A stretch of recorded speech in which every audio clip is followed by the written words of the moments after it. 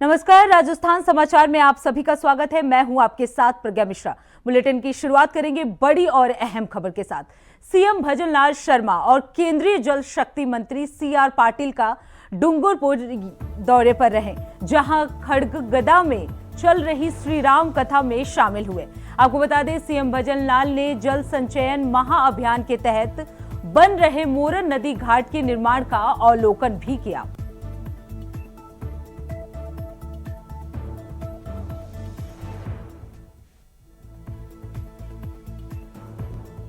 चाहता हूं, जो व्यासपीठ से हमारे महाराज कमलेश शास्त्री जी जो कह रहे थे, मैं उनकी बात को आगे बढ़ाता हूं। इस देश के लिए, देश के यशस्वी प्रधानमंत्री नरेंद्र मोदी जी को एक उस कार्य को करने के लिए, क्योंकि आपने देखा था 2014 से पहले हमारे देश की स्थिति क्या थी, और आज आप देख रहे हैं 2014 के बाद हमारे देश की स्थिति बदली है। चाहे वो कोई भी क्षेत्र, हमारी गरीब कल्याण की योजनाएं हो, हमारे विकास की योजनाएं हो, दुनिया में नक्सलवाद आतंकवाद का खात्मा हो, या दुनिया में बढ़ता हुआ भारत का गौरव हो, वो आप महसूस कर रहे होंगे। इसलिए मैं कहता हूं कि राम कथा की कितनी बड़ी महिमा है। इसे लेकर तुलसीदास जी ने भी लिखा है कि राम कथा शिवजी जी को नर्मदा जी के समान प्रिय है। यह सब सिद्धियों तथा सुख संपत्ति की राशि है। देवताओं को उत्पन्न और पालन पोषण करने वाली माता अदिति के समान रघुनाथ जी की भक्ति और प्रेम की परम सीमा सी है। और आप देख रहे हैं, लिखा हुआ है, पूछे रघुपत कथा प्रसंगा, सकल लोक जग पावन गंगा। इन महत्व के माध्यम से संत बिटप सरता गिर धरनी, परहित हेत सवन के करनी। पूरी चौपाई के अंदर यह वाक्य कि जो देश के यशस्वी प्रधानमंत्री नरेंद्र मोदी जी ने परहित के जो काम कर रहे हैं, और आज आपने देखा किसी के मन में यह बात नहीं आई। मैं धन्यवाद देना चाहता हूं सीआर पाटिल साहब को कि देश के यशस्वी प्रधानमंत्री नरेंद्र मोदी जी के नेतृत्व में जो उन्होंने ये अभियान लिया है, जन भागीदारी से जन संचय का कार्यक्रम जो हुआ है। मित्रों, मैं कहना चाहता हूं, ये आप इसको अच्छी तरह से जानते हैं, मेरे राजस्थान वासी अच्छी तरह से जानते हैं। राजस्थान के अंदर पानी की किस तरह की परेशानी थी, लेकिन मैं कहना चाहता हूं, हमारी सरकार को बने 1 साल से थोड़ा दिन पूरा समय हुआ है, लेकिन मैं कहना चाहता हूं, देश के यशस्वी प्रधानमंत्री नरेंद्र मोदी जी के नेतृत्व में आपने जो 1 साल के अंदर देखा है, क्योंकि हमने सोचा कि सबसे पहले अगर प्रदेश का विकास करना है तो उसके अंदर पानी की बहुत बड़ी आवश्यकता है, और पानी की भागीदारी होगी। पानी अगर हमारे पास होगा तो आगे का काम हम कर सकेंगे। और मैं आपको कहना चाहता हूं, और देश के यशस्वी प्रधानमंत्री नरेंद्र मोदी जी को, राजस्थान की 8 करोड़ जनता की तरफ से मैं इस बात के लिए धन्यवाद देना चाहता हूं कि राजस्थान के अंदर उन्होंने जब कहा हमने, तो सबसे पहले पानी की समस्या की तरफ हमने हाथ आगे बढ़ाया, काम आगे बढ़ाया। और वो मैं इसलिए कहना चाहता हूं, हमारी सबसे बड़ी जो समस्याएं थी, उनके समाधान की ओर हम बढ़े हैं। चाहे वो हमारी ईआरसीपी हो, आपने देखा होगा वर्षों से उस पर राजनीति होती थी, जो सत्ताधारी लोग थे वो राजनीति करते थे, लेकिन देश के यशस्वी प्रधानमंत्री नरेंद्र मोदी जी ने 90-10 पर जो माननीय CR पाटिल जी ने कहा वो करके दिखा दिया है। इतनी बड़ी योजना हम राजस्थान के अंदर लेकर के आए। यही नहीं, राजस्थान के अंदर हमने हमारा शेखावाटी का इलाका जो यमुना समझौता बार बार कांग्रेस के लोग कहते थे, उसको भी हम लेकर के आए। यही नहीं, हमारी देवास योजना जो उदयपुर की पहाड़ियां, डूंगरपुर बांसवाड़ा की पहाड़ियों से पानी जो अरब सागर की तरफ जाता था वो काम में नहीं आता, वो देवास स्कीम के द्वारा टनल बना करके और एनीकट बना करके उसमें भी काम प्रारंभ हो गया। ये भी माननीय देश के यशस्वी प्रधानमंत्री नरेंद्र मोदी जी। अब रुक करते हैं अगली खबर की। खबर अजमेर से है, जहां ख्वाजा गरीब नवाज के 813वां उर्स के मौके पर प्रधानमंत्री नरेंद्र मोदी ने चादर पेश की, जिसको लेकर केंद्रीय अल्पसंख्यक संसदीय कार्य मंत्री किरण रिजिजू पहुंचे और बीजेपी अल्पसंख्यक मोर्चा के राष्ट्रीय अध्यक्ष और अन्य पदाधिकारी भी ख्वाजा गरीब नवाज की दरगाह में चादर पेश करने के दौरान मौजूद रहे और दरगाह महफिल खाने में मंत्री किरण रिजिजू ने प्रधानमंत्री मोदी का संदेश भी पढ़ा। आपको बता दें कि प्रधानमंत्री मोदी की चादर को लेकर प्रशासन भी अलर्ट मोड पर रहा। पहले मैं हमारे हिंदुस्तान का प्रधानमंत्री का संदेश पढ़ूंगा।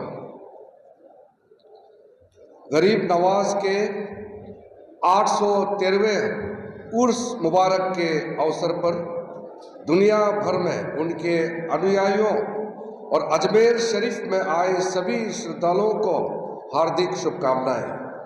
विभिन्न कालखंडों में हमारे संतों, पीरों, फकीरों वो महापुरुषों ने अपने कल्याणकारी विचारों से जन जन के जीवन को आलोकित किया।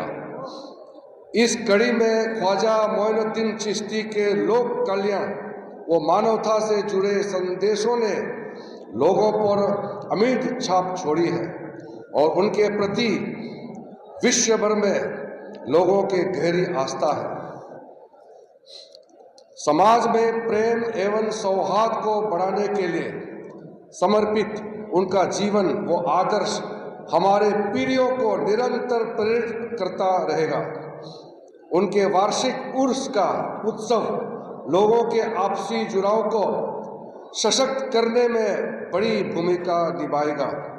मुझे विश्वास है कि यह अवसर लोगों को देश व समाज की बेहतरी के लिए हर संभव कार्य करने की प्रेरणा देगा। वार्षिक उर्स के अवसर पर दरगाह शरीफ के लिए चादर भेजते हुए मैं ख्वाजा मोइनुद्दीन चिश्ती को नमन करता हूं और उनसे देशवासियों की प्रसन्नता व समृद्धि की कामना करता हूं। नरेंद्र मोदी। अब रुक करते हैं अगली खबर की। जयपुर में शिक्षा मंत्री मदन दिलावर ने कहा, कांग्रेस की अपने राजनीतिक फायदे के लिए गलत और भ्रामक बयान देने की पुरानी आदत है। प्रदेश के बच्चों के भविष्य के साथ खिलवाड़ करने वाली कांग्रेस ने अपनी सरकार के दौरान अंग्रेजी शिक्षा के नाम पर सिर्फ बोर्ड लगाने का काम किया है और छात्रों और अभिभावकों के साथ छलावा किया है। कांग्रेस सरकार ने इन स्कूलों के ना तो अंग्रेजी शिक्षकों की भर्ती की और ना ही इसके लिए बजट दिया। सरकारी स्कूलों को अंग्रेजी माध्यम में बदलकर कांग्रेस ने इन स्कूलों को बंद करने का षड्यंत्र रचा है।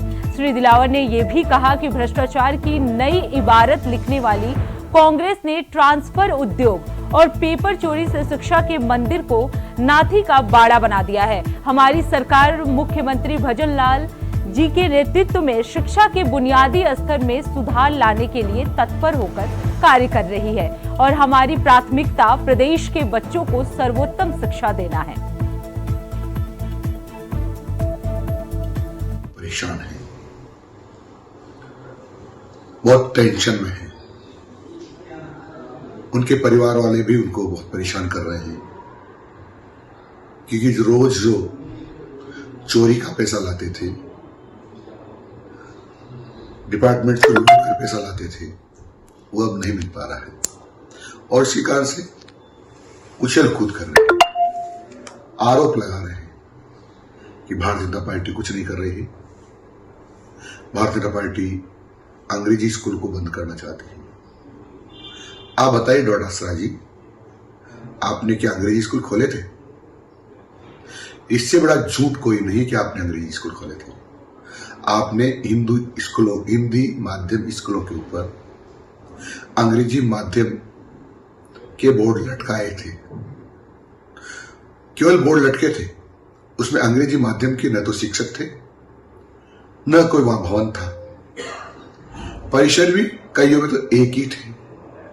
तो बच्चे कैसे अंग्रेजी शिक्षा पाएंगे? केवल आपने लूटपाट का दरवाजा खोला था।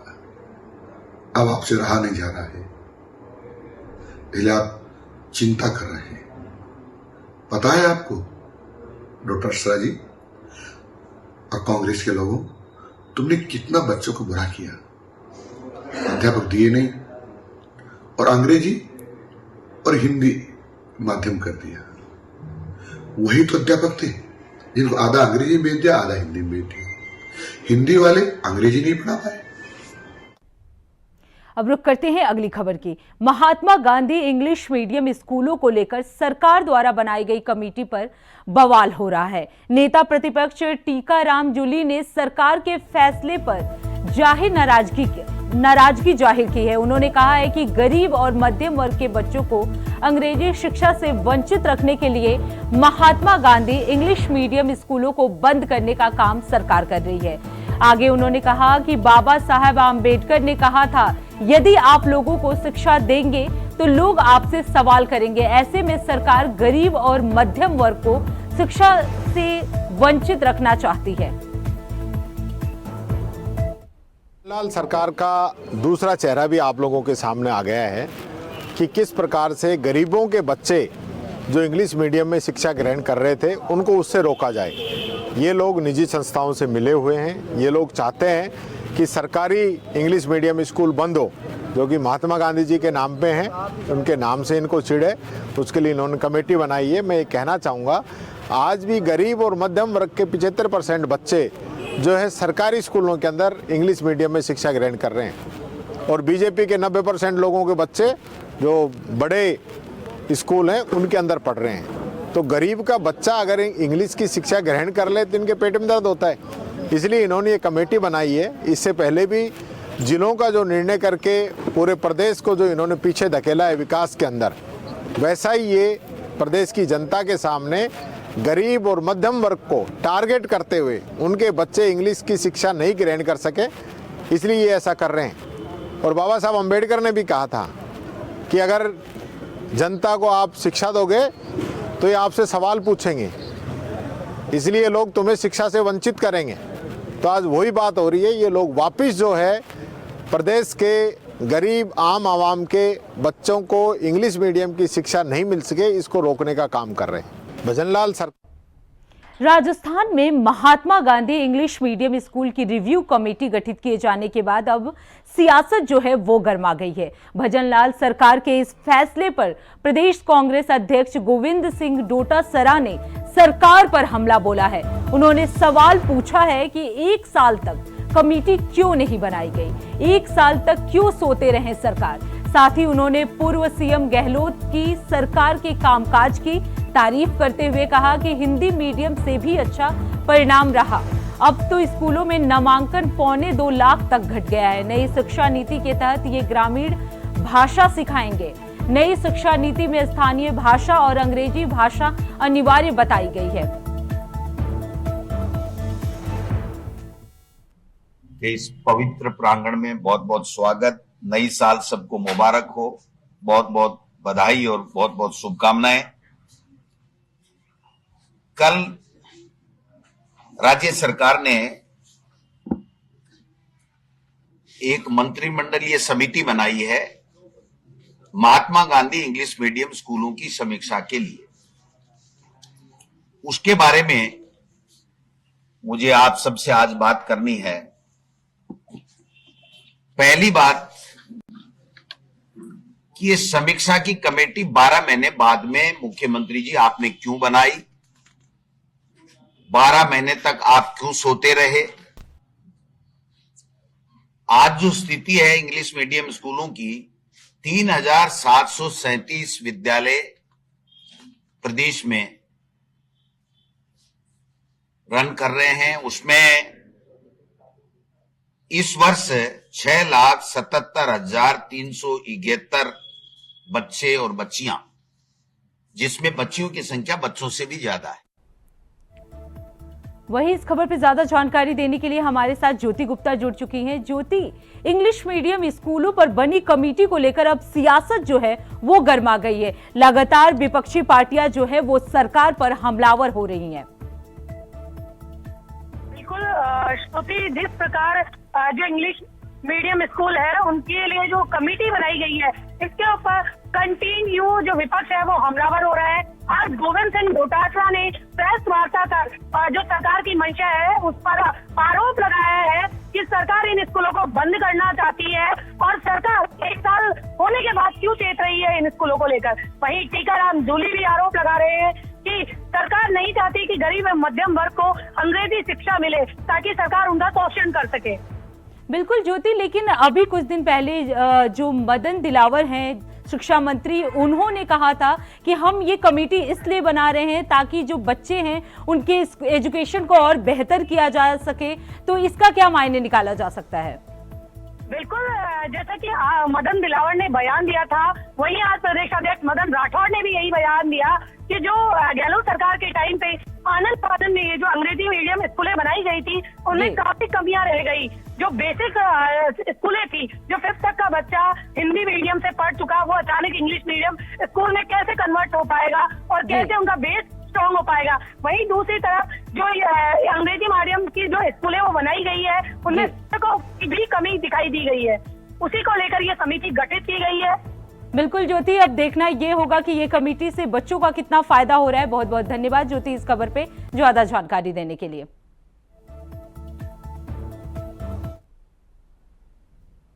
अब रुक करते हैं अगली खबर की। जयपुर में बीजेपी के प्रदेश प्रभारी राधा मोहन दास अग्रवाल ने कहा कि मैं आता हूं तो बीजेपी के कार्यकर्ताओं के साथ जीवंत होकर बात करता हूं। प्रकृति का नियम है और सैद्धांतिक रूप से हम उसके साथ हैं। 6 साल बाद अब हमारा संगठन बदल रहा है। हमारे यहाँ नियमों के तहत 6 साल बाद में ना जिला अध्यक्ष रहता है और ना राष्ट्रीय अध्यक्ष रहता है, ना प्रदेश अध्यक्ष रहता है। यही तो कोपलों का फूटना, पुराने पत्तों के पीछे जाना कोई नई बात नहीं है। पुराने पत्ते भी बाहर नहीं फेंके जाते।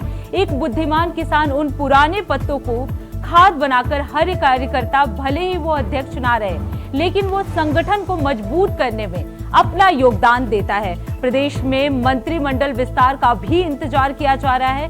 कम से कम 6 रिक्त सीटों के लिए योग्य अनुभवी विधायक अपना नंबर आने का इंतजार कर रहे हैं।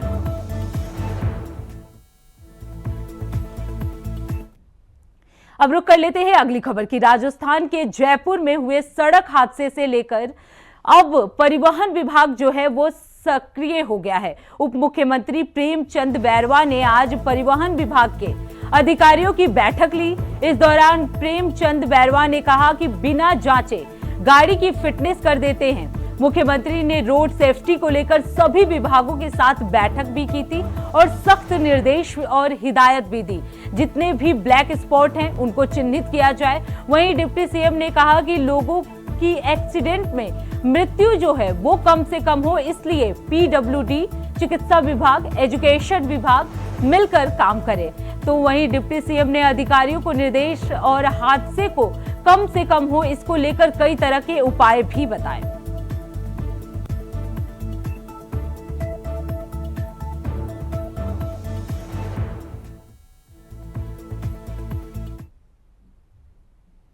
खबर जयपुर से है, जहां बीजेपी प्रदेश अध्यक्ष मदन राठौर मीडिया से रूबरू हुए और साथ ही पीसीसी चीफ दीपक गोविंद डोटासरा के आरोपों का पलटवार भी किया। संविधान गौरव अभियान को लेकर मदन राठौर ने कहा कि संविधान को हम अपना गौरव मानते हैं। आम आदमी को ध्यान में रखकर संविधान बनाया गया है, जिसको लेकर विरोधियों ने भ्रम फैलाने की कोशिश कर रहे हैं। हम संविधान का सम्मान नहीं करते। इसी को लेकर कहा कि हम लोगों के बीच संविधान की मूल भावना को लेकर जाएंगे।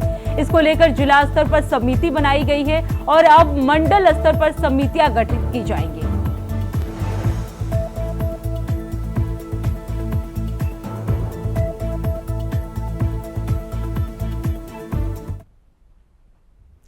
खबर सीकर से है, जहां जिले में कर्फ्यू जैसे नजर आ रहे हैं। जिले के कई कस्बों में दुकानें नहीं खुली हैं और सड़कों पर भी सन्नाटा पसरा हुआ है।